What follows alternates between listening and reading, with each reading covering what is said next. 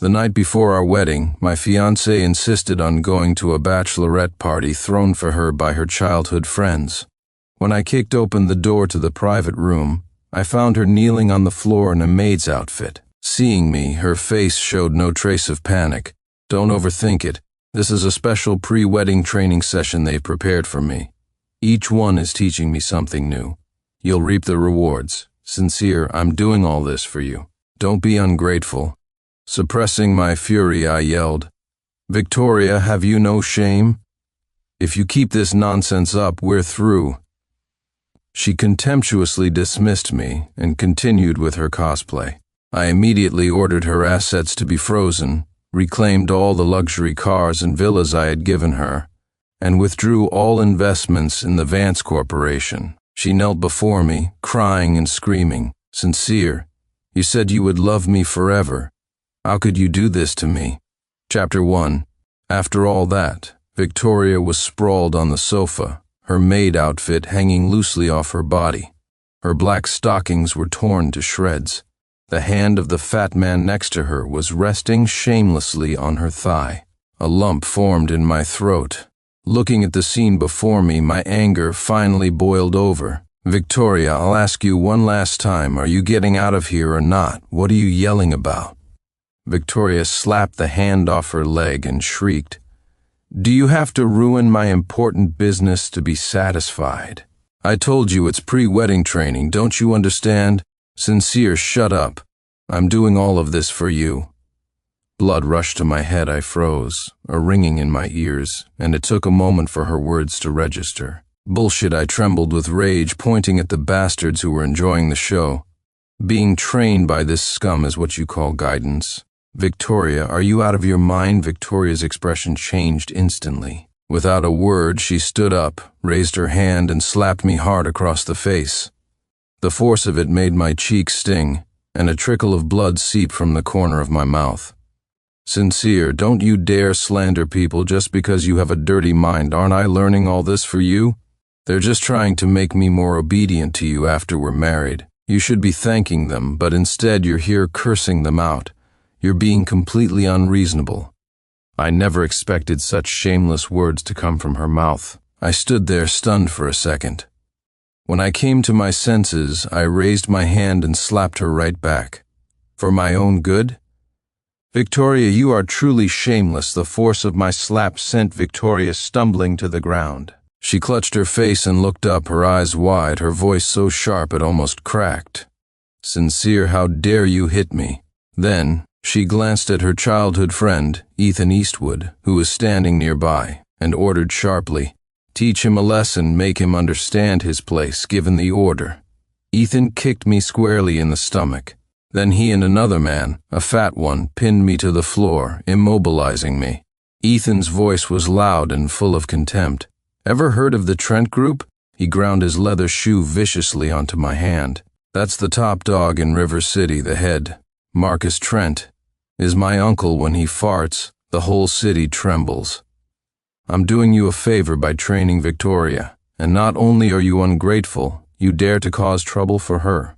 With that, he pressed down harder on my hand.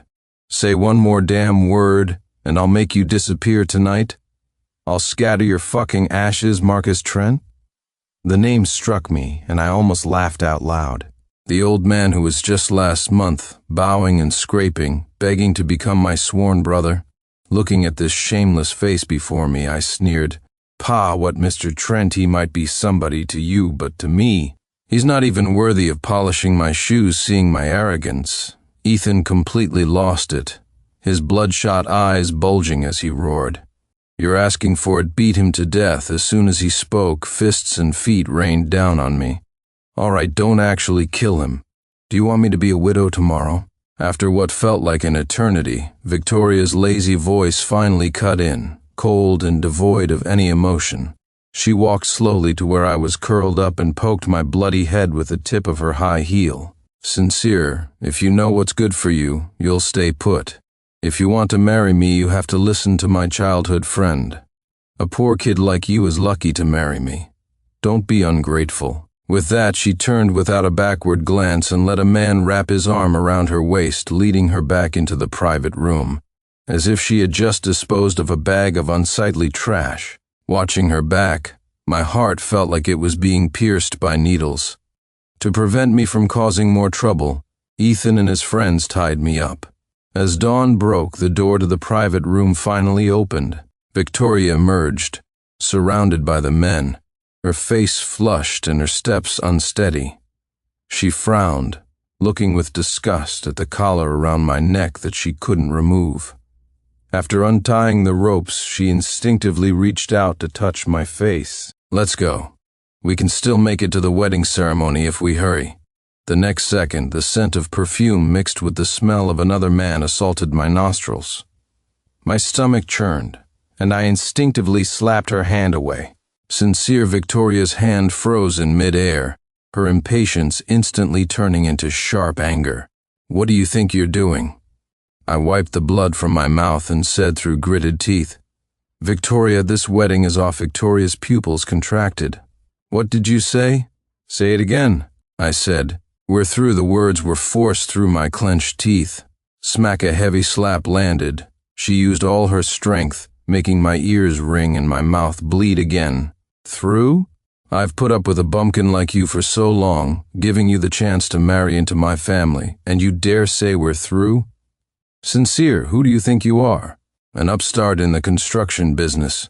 You think you're hot stuff, but what are you without me?" I looked at the woman before me, listening to her words, and felt a bitter taste in my mouth. When I first got with Victoria, her family was on the verge of bankruptcy. I was afraid of hurting her pride, so I never revealed my identity as the heir to River City's wealthiest family, silently funding her family's comeback from behind the scenes. Now, Victoria's family was well off, but compared to mine, they were still a world apart. Who would have thought that my good intentions would lead to such a humiliating end? It was laughable and tragic while I was stunned. Victoria grabbed my collar and dragged me like a dying dog. "It seems last night's lesson wasn't enough, Ethan," she screamed over her shoulder.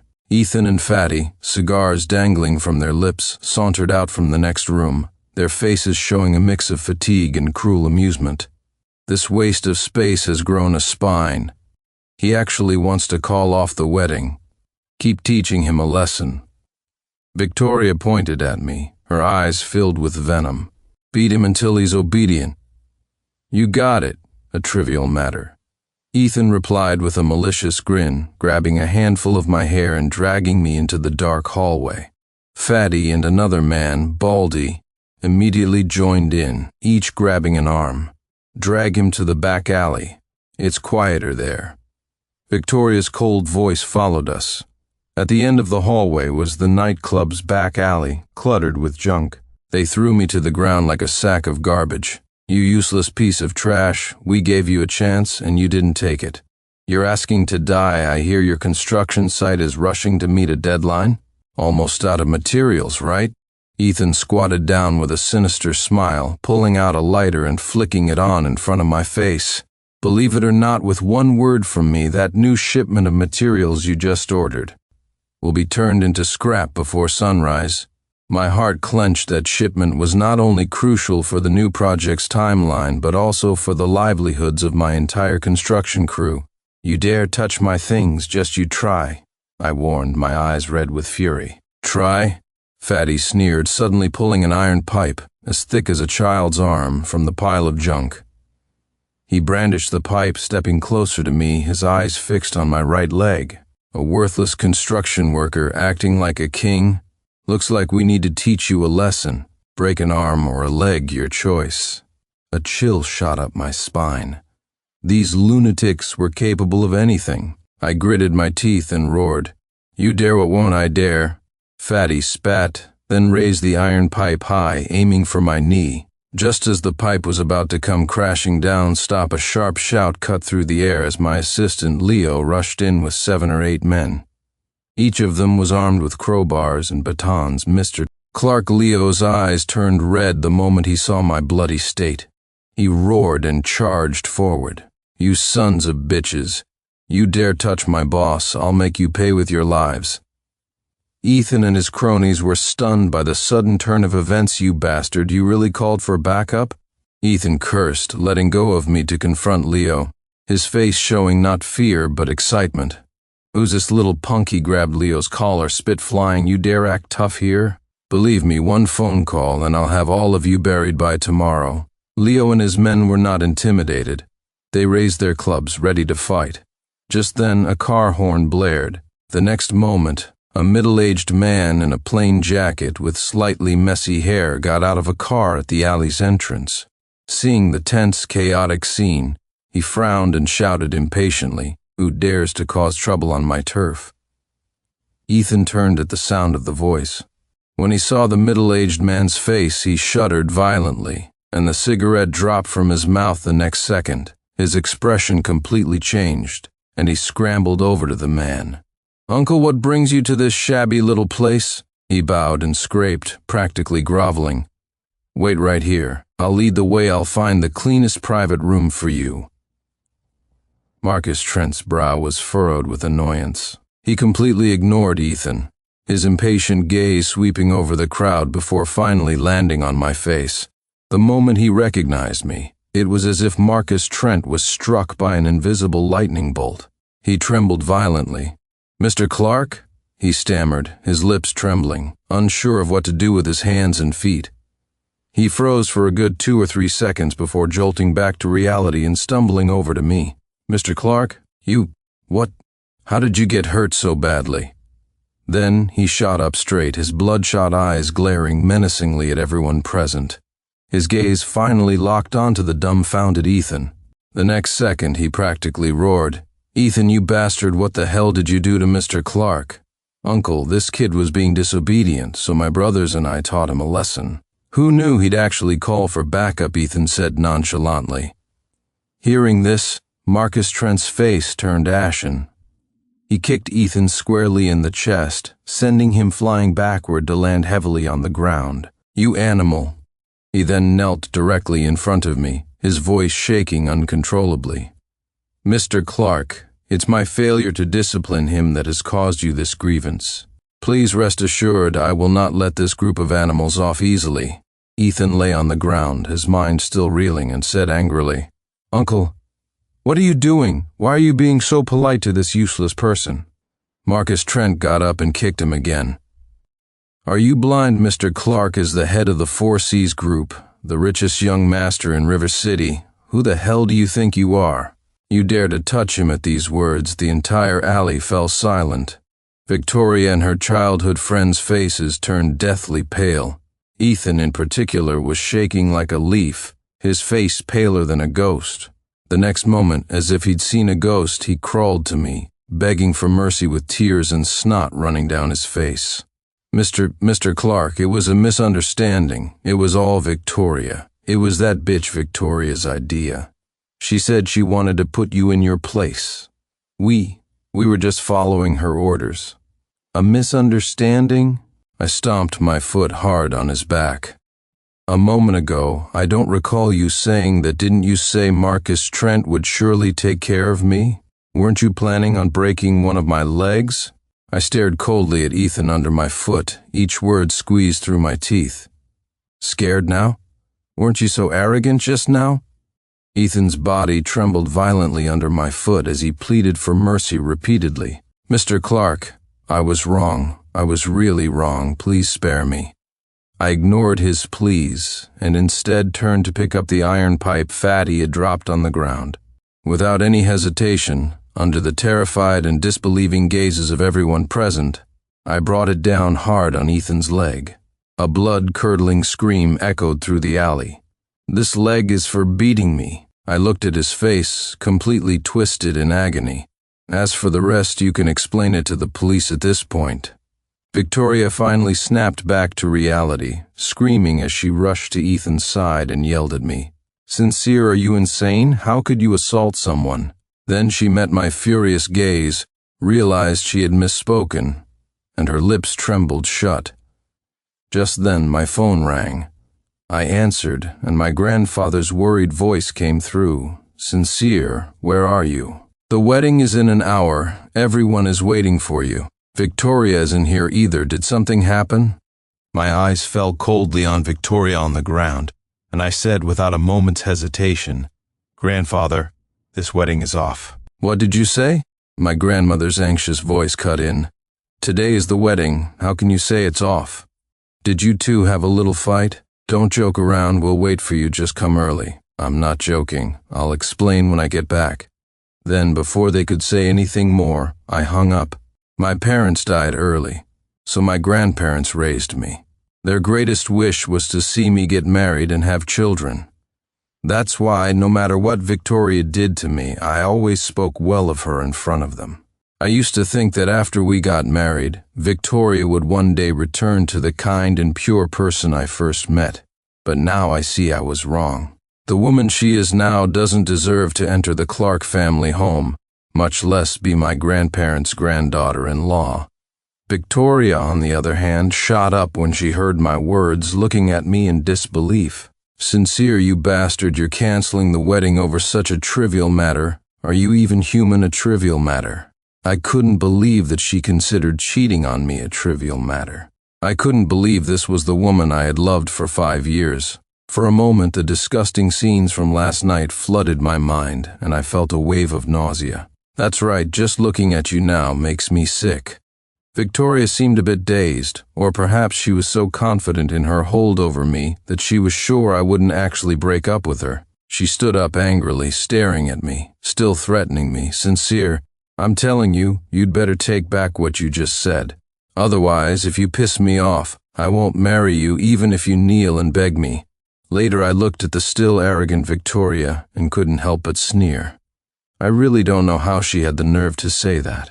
Don't worry. Even if you kneel and beg me to marry you in the future, I won't agree. Seeing my cold gaze, Victoria's face turned deathly pale. She was finally starting to panic. It was only then that she truly realized I was serious about leaving her. Her eyes instantly reddened, and she rushed at me. I stepped aside, and she missed, falling flat on her face. But she wouldn't give up. She crawled over and clung to my pant leg, looking up, her voice trembling violently. Sincere, I was wrong. I was drunk last night. It was them they forced me. I only love you. Let's go to the wedding now, please. A sarcastic smile touched my lips. They forced you? Victoria, do you really think I'm an idiot? Knowing she was in the wrong, Victoria was speechless, slumping to the ground and pleading hoarsely. But in my heart, there's only you. Let's go to the wedding. Please, please don't be like this, okay? She looked up, her eyes overflowing with pleas. I looked down at the hands clutching my pant leg, and the thought of what they might have touched last night made my stomach churn. I kicked her away and then dusted off my pants. Stay away from me. You disgust me, but Victoria clung to me again like glue. Sincere, I was wrong. I was really wrong. As long as you can forgive me, you can hit me, you can yell at me, whatever you want. Thinking back on my relationship with Victoria, it was always unequal. She was always high and mighty, taking my kindness for granted. She never once saw me or loved me as an equal. I said coldly, "It's too late. I don't want a woman like you. As for this wedding, you can marry whoever you want then." Not wanting to waste another word on her, I turned and left with Leo and his men. Unexpectedly, on the way to the hospital, I received another call from my grandmother. "Sincere, where are you? Victoria's already here. She said you two just had a small argument, nothing serious. Get to the wedding venue quickly." Then, before I could reply, she hung up. I've met shameless people, but someone as shameless as Victoria was a first. To think she actually dared to go to the wedding venue. Fine. If she wants to be ruthless, she can't blame me for being unjust. Leo, turn back. We're going to the wedding venue first. The car turned around, and 10 minutes later we arrived at the venue. As I pushed open the heavy doors of the banquet hall, hundreds of eyes instantly focused on me. At that moment, half my face was covered in blood. An alarming ligature mark circled my neck, and my suit was torn, stained with mud and dried blood. I looked like a complete wreck. After a brief, dead silence, murmurs erupted. "What's going on? Oh my God, what happened to the groom? How did he end up like this? Was there a car accident or something?" In contrast, Victoria stood at the end of the red carpet, dressed in a pristine, flowing wedding gown. When she saw me, the shy smile on her face instantly turned to embarrassment. She was still trying to maintain her composure, forcing a smile. "Sincere, I'm so glad you're here. Hurry up and change, the wedding is about to start." She approached me with feigned intimacy, but I dodged her with a cold look and, under everyone's gaze, walked straight to the officiant's stage and snatched the microphone. "Everyone, thank you for coming, but this wedding is off." As soon as I said it, the hall erupted in an uproar. A collective gasp went through the crowd. Victoria's parents shot up from their seats, their faces drained of color. They stumbled towards me, their voices strained. "Sincere, are you crazy? Look at the state you're in. What do you think you're doing?" I sneered. "Me? Crazy? Why don't you ask your precious daughter? Ask her what earth-shattering deeds she committed at her bachelorette party last night. Ask her how she and her dear childhood friends put a dog collar on me. Ask her how they half-pushed, half-carried her into a private room, how her screams could be heard all the way down the hall. Ask her how she instigated those people to beat me half to death with every sentence I spoke." The gasps from the audience grew louder. Victoria's parents were completely stunned, unable to utter a word. Victoria, however, trembled, her face as white as a sheet. Her body visibly went limp, and she only remained upright because a bridesmaid was holding her tightly. Victoria's father roared, "What nonsense are you spouting?" My daughter would never do something like that, but when he saw Victoria's lowered head and despairing expression, the rest of his words caught in his throat. After a long moment, Victoria's father raised his hand and slapped her hard across the face. "You disgraceful thing!" Instantly, Victoria's face went white. Her lips moved, but she couldn't say a word. With that said, ignoring the gossiping stares of the crowd, I turned and left. Victoria stood frozen on the spot, staring blankly at my departing figure, speechless. When she came to her senses, she rushed after me, tripping and falling in her haste, but she couldn't catch up to me. After leaving the wedding banquet, I went to the hospital again. After getting my wounds checked and bandaged, I went home to recover. Seeing my gloomy expression, my grandfather sat by my bed, his face complicated, hesitating to speak. "Sincere, about the Vance family. Are you sure you want to—" "Yes," I said, lowering my eyes, interrupting him without hesitation. My grandmother sighed and patted my shoulder. "It's good that it's over. A woman like that doesn't deserve to be part of our Clark family." Then she tentatively added, "Clara Dawson, old Mr. Chen's granddaughter, just came back from abroad. She's a very well-read and sensible person." "I'll meet her," I said, closing my eyes, agreeing immediately. In fact, Clara was the granddaughter-in-law my grandparents had initially favored. They had mentioned her to me more than once, but at the time I was so focused on Victoria that I rejected the idea without a second thought. Hearing me agree, they both breathed a sigh of relief. The next day, Ethan, Fatty, and Baldy were all arrested by the police. Not one of them got away. Blackmail, assault, illegal detention. The combined sentences would be enough to keep them in prison for life. Even Marcus Trent's company took a massive hit after I pulled my shares, leaving it half empty. At the same time, on my orders, all of the Vance Group's partnerships were terminated. The entire Vance family's financial accounts were frozen. People in the business world are opportunistic. There was no shortage of those willing to kick them while they were down. Seeing the Vance family's miserable state online brought me immense joy. What I didn't expect was that Victoria, unwilling to accept her fate, would have the nerve to come find me. The moment she saw me, her eyes turned red. "Sincere, we've been together for so many years. Can you really just let it all go? I know you're angry with me, but I truly realize my mistake. Please forgive me, okay? My family has been crushed by you to the point where we have no way out. Can you help me, please?" She cried beautifully as she spoke, her body swaying, appearing frail and helpless. I felt nothing but coldness as I spoke. "Help you? Why should I? Weren't you the one who told me to get out of River City the other day?" Hearing my words, Victoria's face turned pale. Her body trembled slightly, and she shook her head continuously, a hint of madness in her eyes. That's not it, Sincere. I was just talking nonsense that day, just joking. That day was just an accident. It was really an accident. Didn't you used to love me so much? Didn't you say you would do anything for me? She said this through a flood of tears and snot. I just found it laughable. Yes, I did love her before. I gave her my heart and soul with all my strength. But how did she treat me?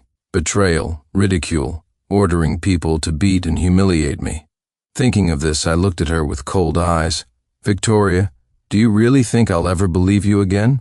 I promise this time it's for real. Victoria nodded desperately, tears streaming down her face. I smiled faintly, but even if you are being sincere, I don't want you anymore. You know why? Because I find you dirty right now. In my eyes, you're no different from a prostitute, not expecting me to say that. Victoria's face froze, her lips trembling, but she couldn't speak. Not wanting to get entangled with her any further, I turned and left. Less than a week later, my grandmother arranged for me to meet Clara Dawson. In the cafe, her long hair was loosely tied up. Her profile was serene as she looked down at a thick book. The sunlight fell on her fingers as she turned a page, clean and slender, a stark contrast to Victoria's deliberately crafted perfection. I pulled out a chair and sat down. She looked up, her eyes clear and gentle. Sincere? I nodded with a smile. The conversation that followed was surprisingly smooth. Architecture, art, travel, fitness. She listened attentively, occasionally smiling, her eyes crinkling at the corners. Just as we finished talking and were about to go out for dinner, my phone started vibrating non-stop with missed calls and messages. I glanced at it. The trending topics were exploding. Bride abandoned at wedding because wealthy heir Sincere Clark found a new love. The accompanying photo was a blurry side profile of me and Clara at the cafe entrance earlier. There was also a video of Victoria's tearful accusation. In the video, she cried her heart out, describing how I had ruthlessly jilted her at the altar for another woman, without any regard for the facts. It was nothing more than playing the victim. As soon as the video was released, the comments section was flooded with curses. So what if you're rich? Playing with people's feelings. I feel so bad for the young lady. That scumbag deserves to die. Listening to Victoria's shameless slander and the netizens' comments, I could no longer contain my anger. I directly retrieved a surveillance video and a few audio recordings and posted them online. Once the video was released, public opinion online completely reversed. Explosive news headlines flooded every platform. This time, the public outcry against her was even greater. The young master of the Clark family must have had a lifetime of bad luck to meet this bitch. Damn the plot twist. This woman is the real devil. A heart of a viper. Those men deserve to go to hell. Victoria never expected me to release this stuff, especially since it directly involved my own dignity. She instantly lost all her confidence, quickly deleted all the videos she had posted, and deactivated her account. I had originally thought about suing her for slander, but I really didn't want to have anything more to do with her, so I let it go. The matter was thus concluded. During this time, Clara and I got to know each other and had a good impression of one another. She was very considerate and tolerant, and I felt very comfortable being with her. Soon our relationship was settled. It wasn't long before our families arranged our marriage.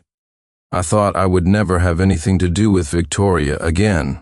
Unexpectedly, a week later, as Clara and I were leaving a restaurant, Victoria jumped out from a corner and blocked our path. She looked haggard, her eyes red and swollen from crying, and her carefully maintained face was full of weariness. I subconsciously shielded Clara behind me. She looked at me pitifully, sincere. I was really wrong. I'll never do anything to hurt you again. Please forgive me. I'll be completely devoted to you from now on. She looked at me, her eyes glistening with tears. I pushed her away. Victoria, do you think that if you just act cute and say a few soft words I'll soften up? You're too naive. Seeing my look of utter disgust, Victoria lifted her tear-stained face, crying pitifully. Sincere, you can't be so cruel to me. Why can't I? I sneered. When you betrayed me, did you ever think about my feelings? When I was being beaten, did you have a shred of compassion? Everything that's happening to you now, you deserve it. I spoke word by word. and by the end, Victoria froze, her tears stopping mid-air. "But I love you, I was just playing around with them, but the one I love is you before." Hearing her say she loved me might have made my heart flutter. Now it felt like I swallowed a fly. "Don't love me anymore." "Your love makes me sick with that." I took Clara's hand, our fingers intertwined, and turned to leave. Suddenly, Victoria grabbed my wrist. "Sincere, you can't leave. You promised me, we said we'd be together forever. You can't go back on your word." Her eyes held a pleading look. I had reached my limit. I yanked my hand free with force. "Cut it out with your cheap tricks. I was blind before, but now the sight of you just makes me want to puke." After saying this, I pulled Clara away with me. Victoria stood there for a long time, until she became a tiny black dot in the distance and disappeared completely. In the blink of an eye, half a month passed and the wedding was getting closer. One day I accompanied Clara to a bridal shop to try on wedding dresses. Unexpectedly, in the bridal shop, I ran into the still persistent Victoria. Sincere, somehow, she had found out where I was and stormed into the shop. In just a dozen days, I don't know what she had been through, but she looked like she had aged 10 years. She was so thin she was almost unrecognizable, with sunken eyes, dry hair, and a persistent cough. As soon as she rushed in, her eyes locked onto the wedding dress Clara was wearing, then shot to me, filled with venom and resentment. "Sincere, it really was for her you abandoned me for this bitch, right?" Clara, who had been smiling happily just a moment before, lost her smile instantly. She frowned and instinctively took a step back. I quickly stepped in front of Clara, my voice devoid of any warmth. "Victoria, what do you want now? Get the hell out of here." "No," Victoria shrieked hysterically. "I don't care. You have to forgive me today. If you don't forgive me, if you don't marry me, I'm not leaving then." Her expression suddenly changed, her tone softened, and she knelt before me. "I was wrong, Sincere, I really know I was wrong. I'll change everything. Can you please not marry someone else?" My face was a mask of indifference. "Impossible, I will never marry you in this lifetime." Hearing this, Victoria's crying stopped abruptly, and her face twisted into an extremely venomous smile. Fine, Sincere, you're cruel enough since you like her so much. Then you can go find her on the road to hell." As she spoke, she suddenly pulled a switchblade from her handbag and lunged straight at Clara. Fortunately, I was prepared. Almost at the same time she lunged, I kicked her wrist. The one holding the knife, Victoria screamed as the switchblade flew from her hand and clattered to the floor. The bodyguards rushed in. "Take her to the police station," I ordered coldly, holding the shaken Clara. Victoria was roughly grabbed and dragged away. 3 days later, the next news I heard of her was on the news. A woman in this city fell to her death last night. Her identity has been confirmed as the former heiress of the Vance Group. The cause of death is suspected to be a fall due to mental derangement. Seeing this news, I felt nothing. I just quickly swiped my finger across the screen and closed the notification. At that moment, the sun outside was shining brightly. I glanced at Clara sitting next to me, gently took her hand and said softly, "Let's go. I'll help you pick out another wedding dress."